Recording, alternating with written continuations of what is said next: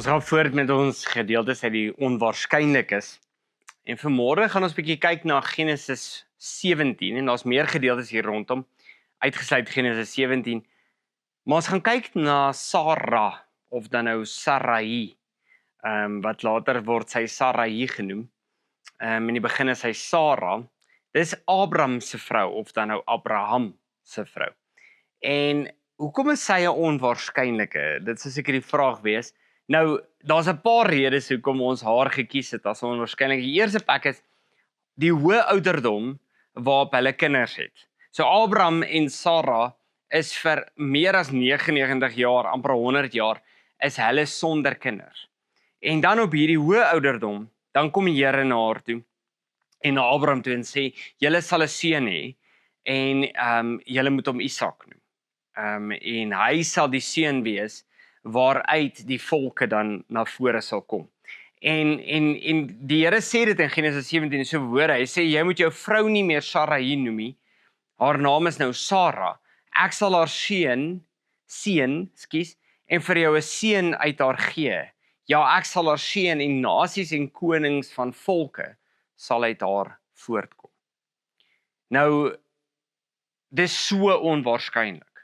Dis so onwaarskynlik dat as iemand so oud geword het, dat hulle nog 'n kind sal hê. Maar hier kom die Here en hy sê 'n wonderwerk sal gebeur. Abraham het op sy knieë geval en hy het gelag en gedink, kan daar vir 'n man van 100 nog 'n kind gebore word? Kan Sara wat 99 is, 'n kind in die wêreld bring? En Abraham het vir God gesê, as Ismael maar in die teenwoordigheid bly, hy sou op sarkasties met die Here. Maar God het vir Abraham gesê, nee, jou vrou Sara sal vir jou 'n seun in die wêreld bring, jy moet hom Isak noem. Nou, as ons die onwaarskynlikheid hier sien, dan besef ons net, wat is die kans? Maar ons weet ook, as ons terugkyk, dan sien ons ook, Abraham, Isak, Jakob. Ons sien die aardsvaders, ons sien Abraham was eerste, hy het 'n seun Isak gehad, en Isak het 'n seun Jakob gehad, en Jakob het 12 seuns gehad, wat die volk Israel geword het. Die kinders van Abraham in die Nuwe Testament word ons ook genoem as geestelike kinders van Abraham. Mense wat glo in die Here, is almal kinders van Abraham. So hierdie belofte van die Here het waar geword. Hoe onwaarskynlik dit ook al lyk. Hoe onwaarskynlik dit ook al is.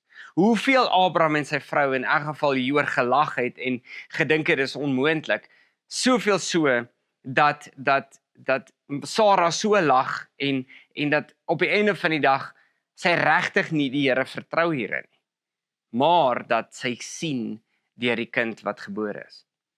Is hierdie selfde kind wat die Here dan later vra om deur Abraham geoffer te word, maar wat die Here dan keer en 'n verlosser in sy plek vir hom gee.